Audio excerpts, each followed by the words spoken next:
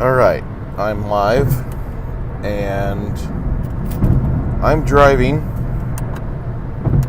right now back to my home in Texas. I just visited my birthplace in Illinois. Been there for a few days, and when I go home, usually I don't get on the web. Mainly for the fact that the cell service for where my parents and family live, it's less than what I want to deal with as a consumer. And at all basic levels, we are all consumers.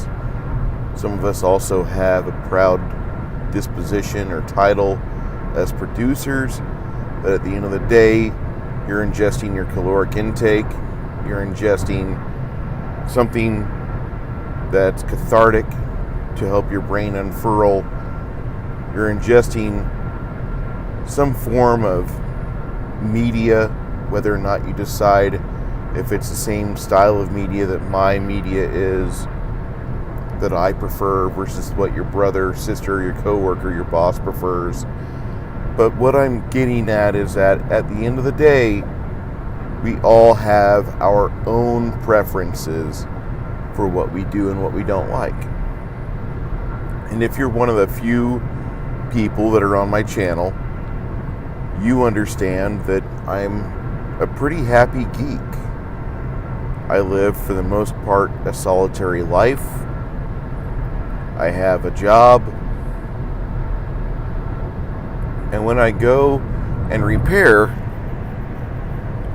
I ingest things that make me happy.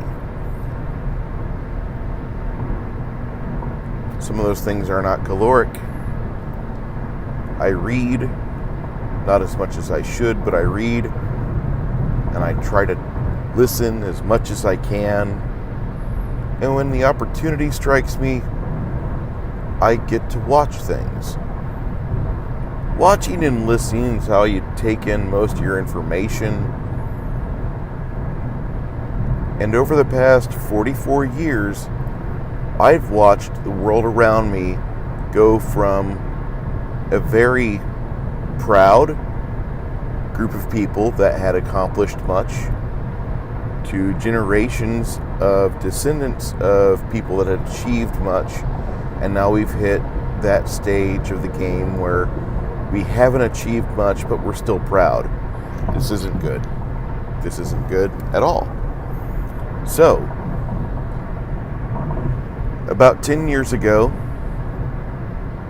Marvel, Stan Lee got together and they started making these wonderful movies for the MCU, Marvel Cinematic Universe. And by and large, your Walmart shopping, Olive Garden eating, everyone in America and the rest of the world began to consume them. And they found them to their liking.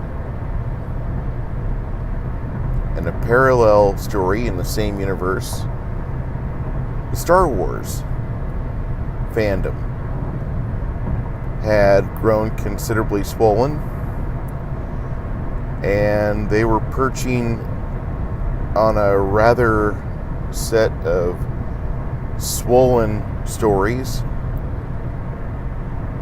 Although I will always tell you that the expanded universe, the extended universe, the original universe before the Disney buyout will always trump what Disney has done, because Disney has not grown their book line very well.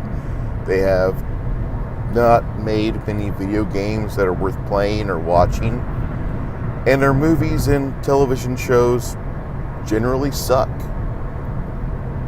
I hate being a grognard, and that's a gaming term from tabletop role-playing people, but that's typically reserved with a little bit of derision, maybe a smidge of respect, for some gray-beard son of a bitch that plays the majority of his time in board games and will argue rules with you versus rules as written versus rules as intended, and usually have games filled with little cardboard chits,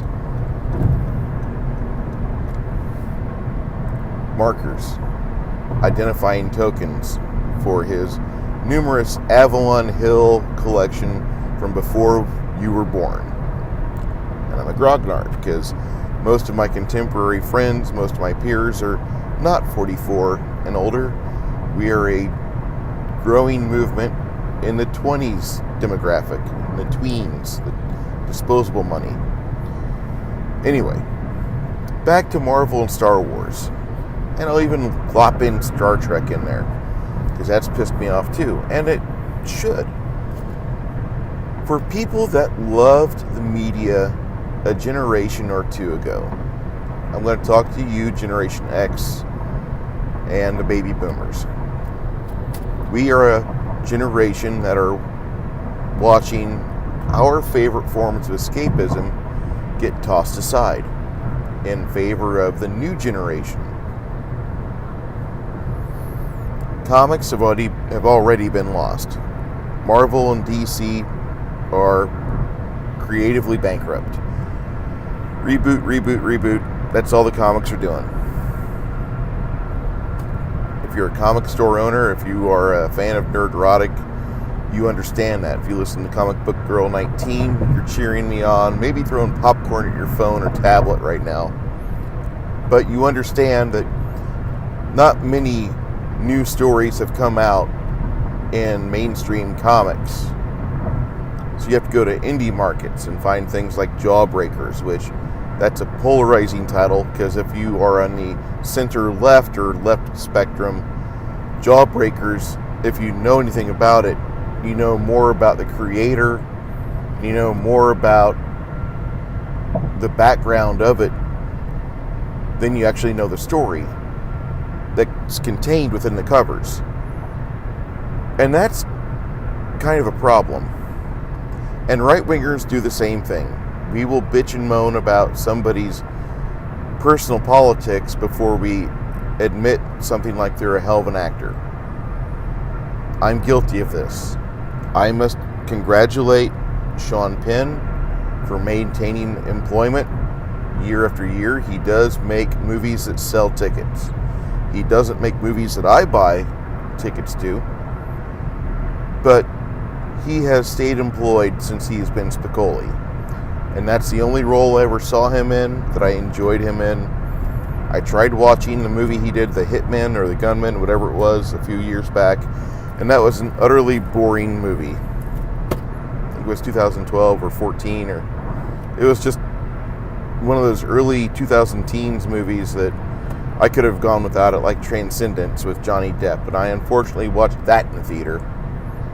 Alright, back to Marvel Star Wars. And this is going to focus mainly on Marvel, a little bit on Star Wars, and a smidge on Star Trek. Star Trek, we have a lot of media available that for those that don't like Star Trek Discovery, that we can eat and absorb.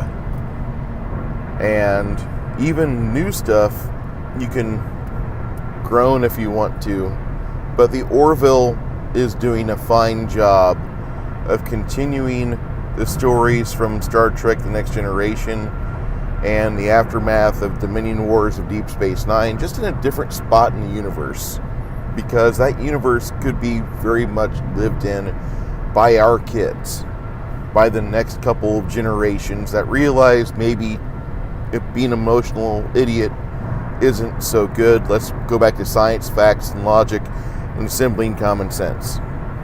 And we could see that. I hate to think that Star Trek Discovery could be a potential future outcome for us, but everything I've seen with that, watched a couple episodes, Yar, if you know what I mean,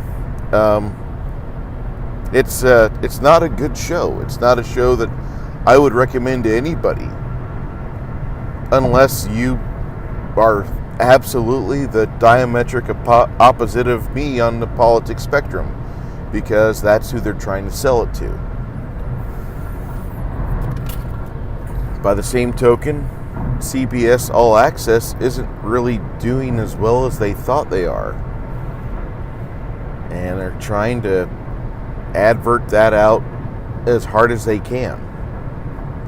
But CBS doesn't have a lot of shows that myself or other people want to see. Over to Star Wars. Star Wars had a real long up and down history. In the 80s, it crashed pretty hard after Return of the Jedi, and for them to try to rejuvenate and empty the warehouses full of stuffed animals and Ewok toys, they put out 2 craptacular Ewok adventure movies, which were about almost as good as the holiday special. And I say that in a bad movie sense. I can't watch any of those 3 without having it turn into a hard liquor drinking game, which results in a comatose Bruce in front of the display. I just can't watch that. Although I do like the fact that ABC let Wilford Brimley say the word fuck on national TV. You can find that on YouTube. Anyway, you have a lot of downs after Return of the Jedi for a few years, while Star Wars basically started to rot. And then in '86, Timothy Zahn, an award-winning science fiction author, kneeled down at the Star Wars corpse, which wasn't on life support, but it was well thought of by the fans. Most of the rest of the world had moved on, and we were going to other things,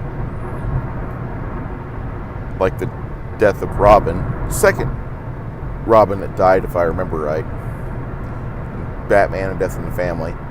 But there was a trilogy that came out, penned by Tim Zahn, and thus Star Wars was reinvigorated.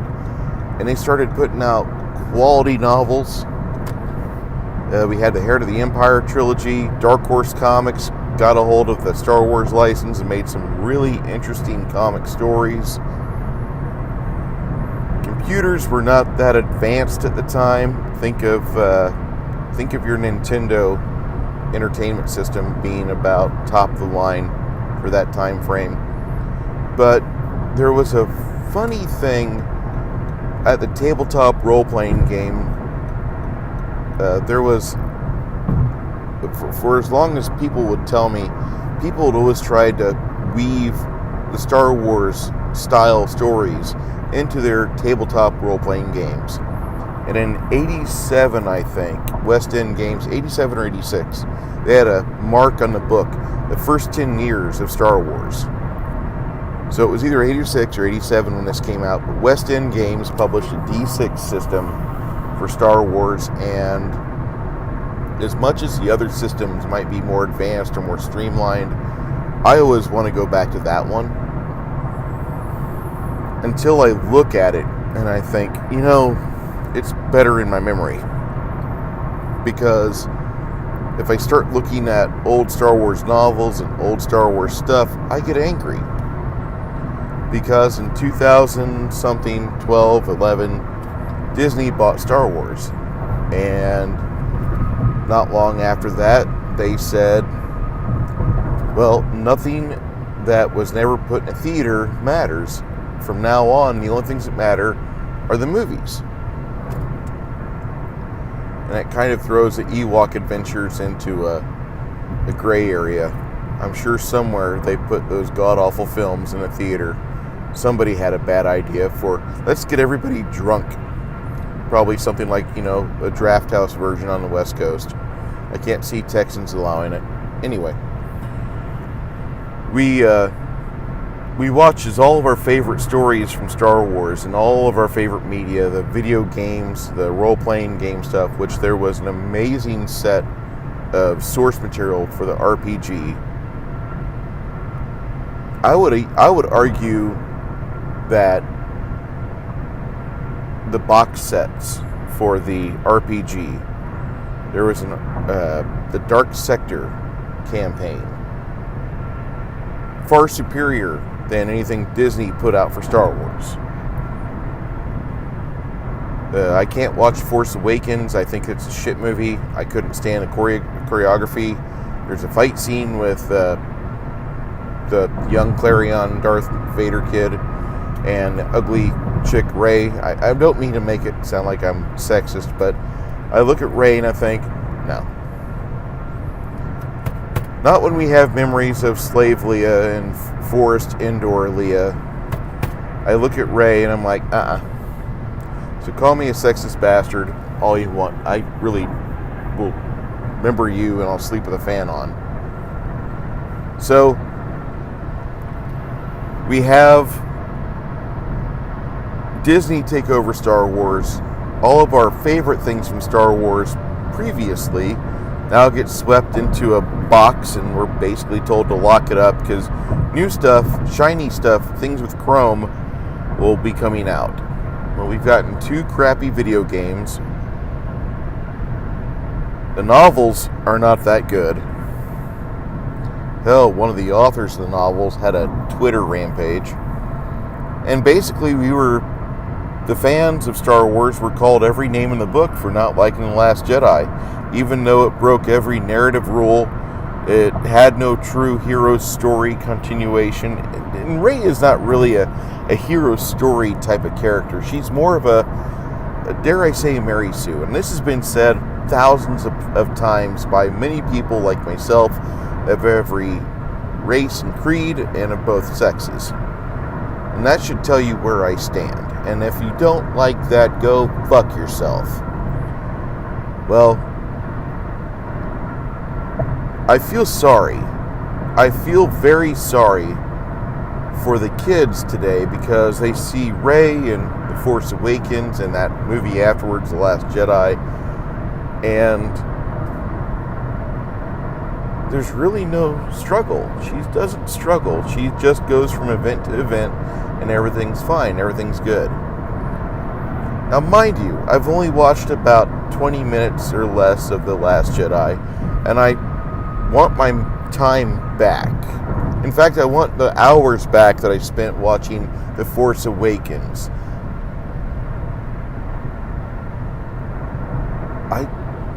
I get it.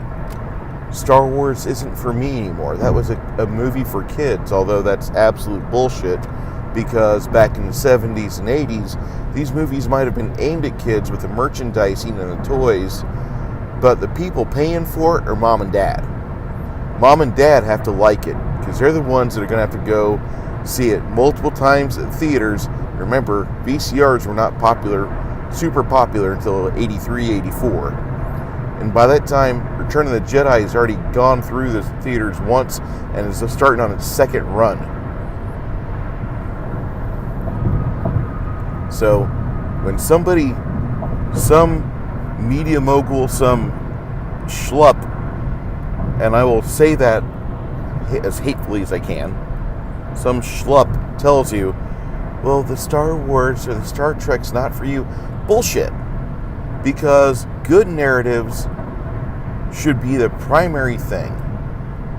And turning a beloved franchise into a horrible vehicle for identity politics, whoever is in charge of that needs to be beaten until the person doing the beating has broken knuckles, and then let somebody else take over.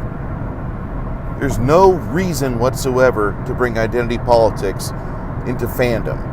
Not if you want to keep making money, and not if you want to continue having stories that are told again and again and again via repeat watchings on the VCR, or having dog-eared pages in a novel, or having to re-download a digital file so you can enjoy it on your tablet or phone.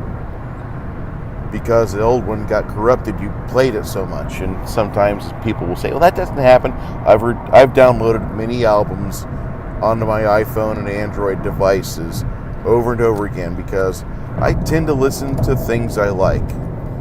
I know that sounds like got a burr in my head. I don't really worry about what other people say, though. Never have. It's not part of my wheelhouse.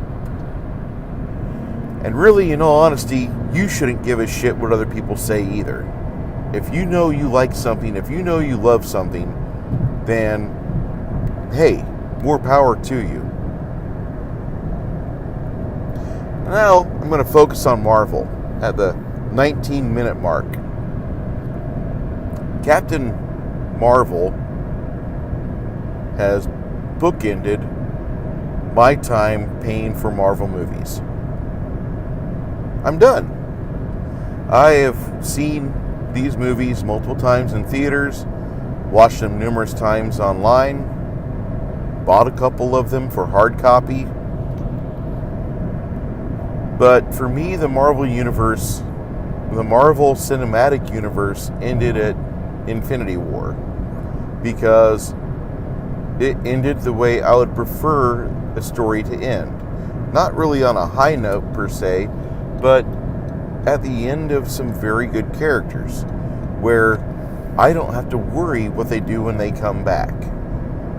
And I really don't want the good guys to win if they're going to be using a character that can't have a continued run of comics last more than 3-4 years.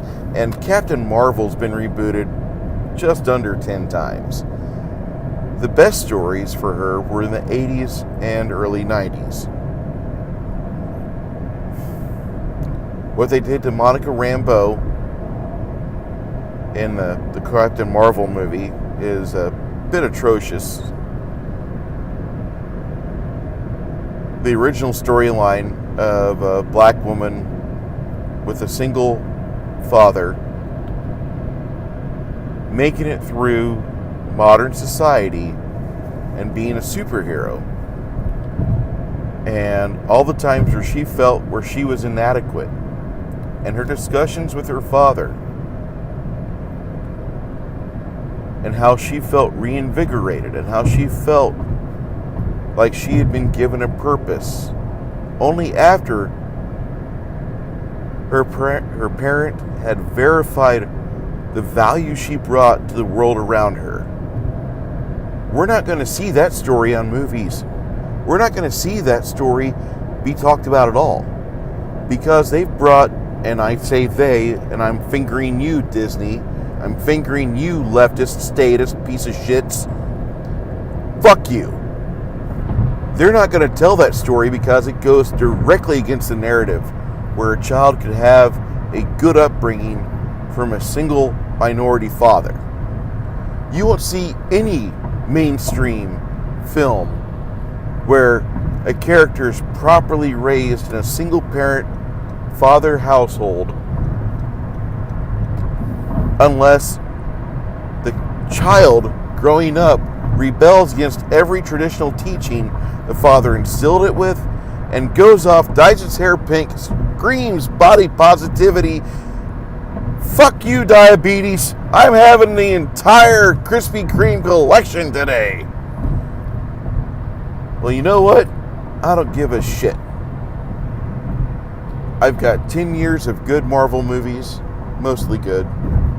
I can forgive them for the Spider-Man. I didn't need Spider-Man Homecoming. I didn't. I'm a 44-year-old man.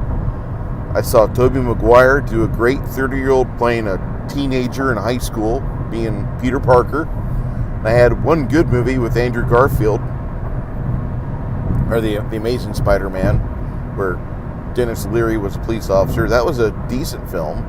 It wasn't great. It wasn't bad. It was watchable. You could chew popcorn to it. But in all honesty, we've seen the story of Spider-Man so many times. I remember the Amazing Spider-Friends. They only had a handful of episodes, and they replayed them weekend after weekend after weekend. And those were fun episodes. I'm not going to say they were bad. It's just they didn't make that many. For as many seasons as it was on, I remember other cartoons having many more episodes. But Peter Parker, I already knew his story. I don't need a victory lap from the Marvel Cinematic Universe with Spider-Man being the main focus. It's always a good focus, don't mind me on that. And I'm sure it's a great movie, but I just don't need to see it. Listen, I didn't buy comics when I was a kid. I had friends that bought comics when I was a kid. And we would do things like we would hang out. And back in the 80s, you didn't have smartphones. Either you played in front of the television on your Atari or in television, or you played outside with your toys. Just like the old Star Wars commercials showed you. The 80s were a magical time because they had just loosened up quite a few things to where children's programming could be bolstered and be augmented by toys. Before that, you didn't see a lot of Scooby-Doo Mystery Machine vans. You didn't see Thelma action figures. You didn't have that. It was only in the 80s when all this stuff came around, and Kenner took advantage of it. Really, they took advantage of it quite well because they made out like bank robbers. I think George Lucas got a percent. There's an episode on Netflix of the Toys That Made Us. You'll see it. You'll enjoy it. You already know what you're talking about. You already know what I'm talking about, I hope. But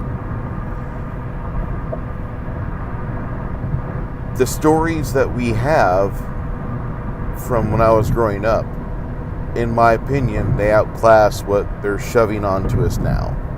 The new Star Trek is much worse than anything you or I could come up with while drunk and on hallucinogens. And I'm saying that with a lot of gravitas because I know quite a few people that babble incoherently with either large amounts of grain hops or hallucinogens in their system. And I've got to say that the Orville might be your pill if you haven't already tried it. You would like the Orville.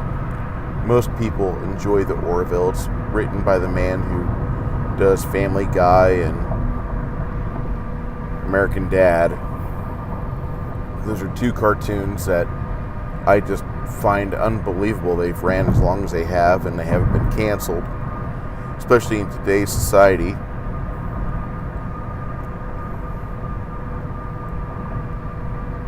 But for the easily offended, I hope you find some cyanide and swallow it.